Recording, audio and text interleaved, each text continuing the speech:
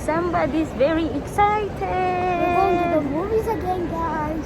At my age of 8. After how many months or years, maybe? 4. No, after how many years of not going to the movies? 4. Huh? 2. 2 only? How? Why 2? How after 2 years of not going to the movies, finally today we're going in. And this little boy is very Look in front of us, guys. excited. In front of us. We're with Daddy. Right there. And we're late. We're going to the box cinema. Here. Yeah. It's been a while. So we are in the wrong entrance. Now we're walking fast because we are late. Doon pala sa kabila, dito pala banda, ang entrance ng cinema.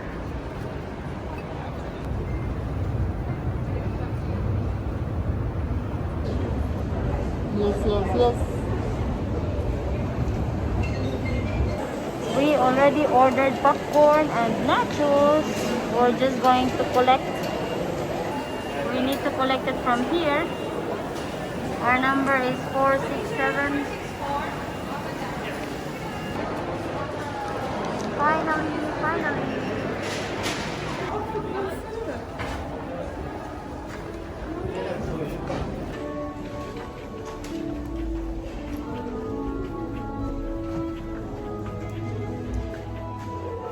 Ganda lang ng music. Let's go, Liam.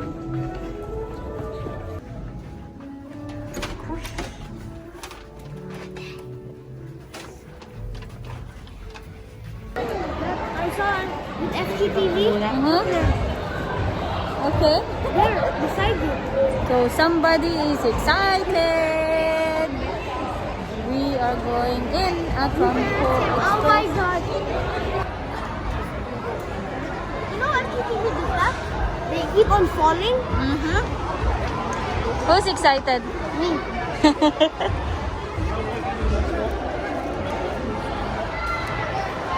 What's the same as Trampo Express?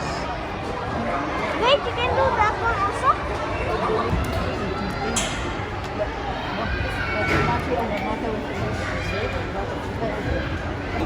Very excited. I should laugh.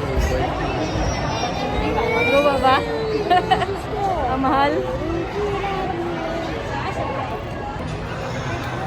So we're just walking because his schedule is 9 o'clock. Starbucks, what would you eat from Starbucks? Croissant. Only? That's your dinner already? And the gym. Wala akong pakakain pagdating mamaya sa bahay. Did you say malak? Huh?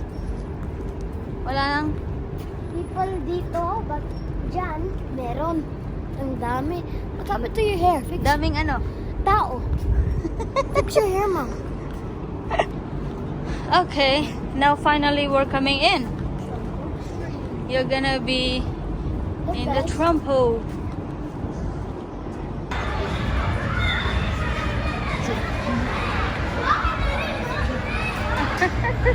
Pagod na.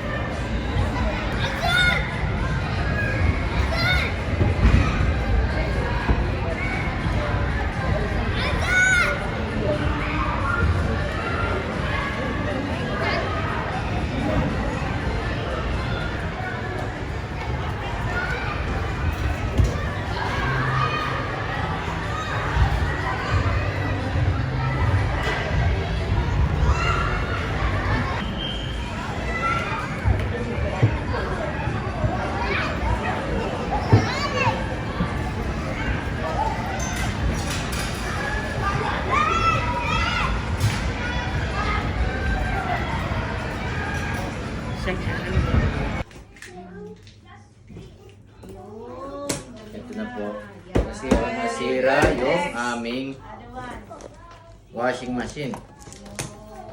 Kaya Ayan, washing machine. gagawin daw po, aabuti ng 65 KD. Ang bili lang ho namin noon, 79. Parehas lang po nito. 10 kilos po siya. Talaga. 10 kilos, kung isipin nyo, parehas lang naman. Oh. Hindi siya masyado halata, kuya.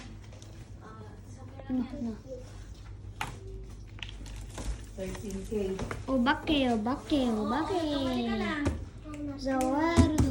Oh my goodness. Here we go, guys.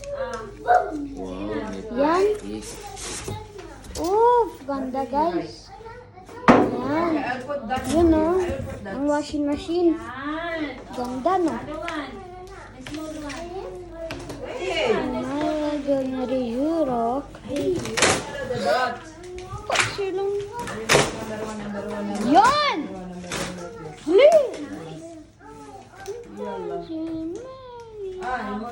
Yan na yan. Very good. Yes, you make it video. Yala. Open it the new washing machine. Sige na, kuya. You have 1, 2, 3. You have rest 4. Dito. Tatlo. Obake. Let's slow na. Yun. Next. Listen like talaga. Very good. Next.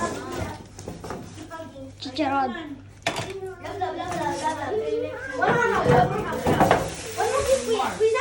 Oh, balik ka na naman.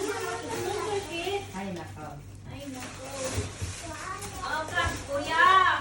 Mag-uwi. Wow. Guys, slow kayo guys. Guys, Parehas tingnan lang mo. naman. Ang inside niya. No? Same lang naman, no? Okay, but stop now. Yun mo naman si Jesus. Di ba Next. finish? After this is finished. And then, let's do the band.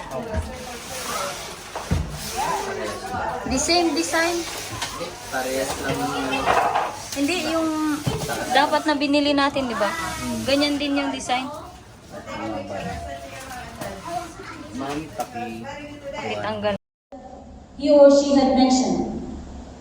And then, for multiple substitution not corrected, it means you did not correct the child.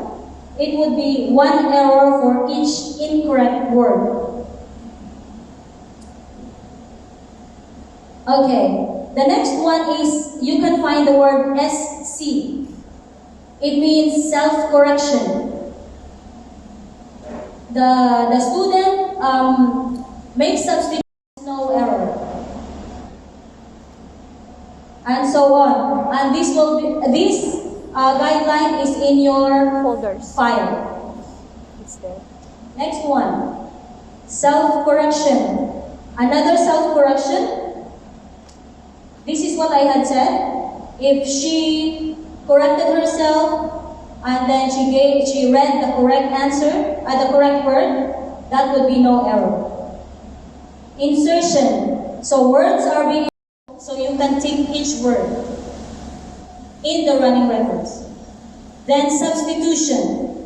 If the word is wonder and he read worry, so you need to put a line on top of the word and write the word that he had said, and that is 1 error.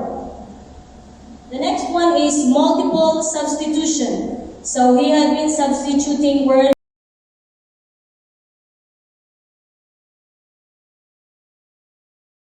with scholastics, but we have been during the scholastic time, we were not taught how to code and score properly. We were just doing what we think is right and following just the ones mentioned in the running records. Now this time, we are going to be having guidelines, and we will be having is administered using a standardized systematic process. Whether you are using printed recorded forms and the Epic calculator or the Reading Record app to take your reading records, the process is similar.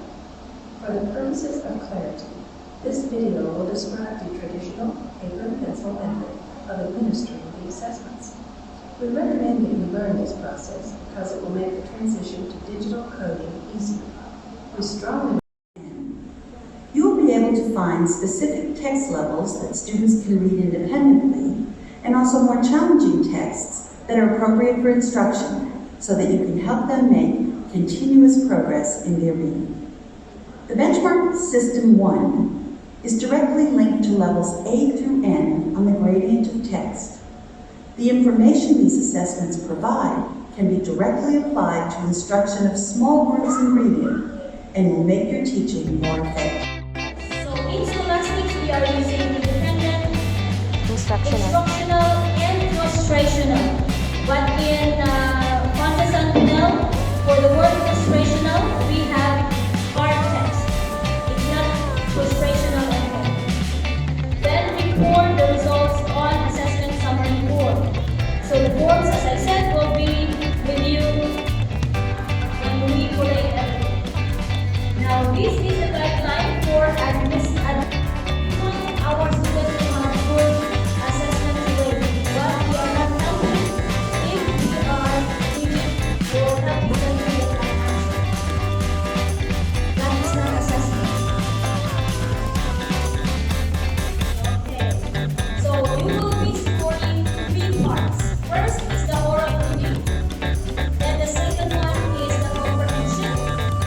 The third one is the writing, where they are going to write what they are.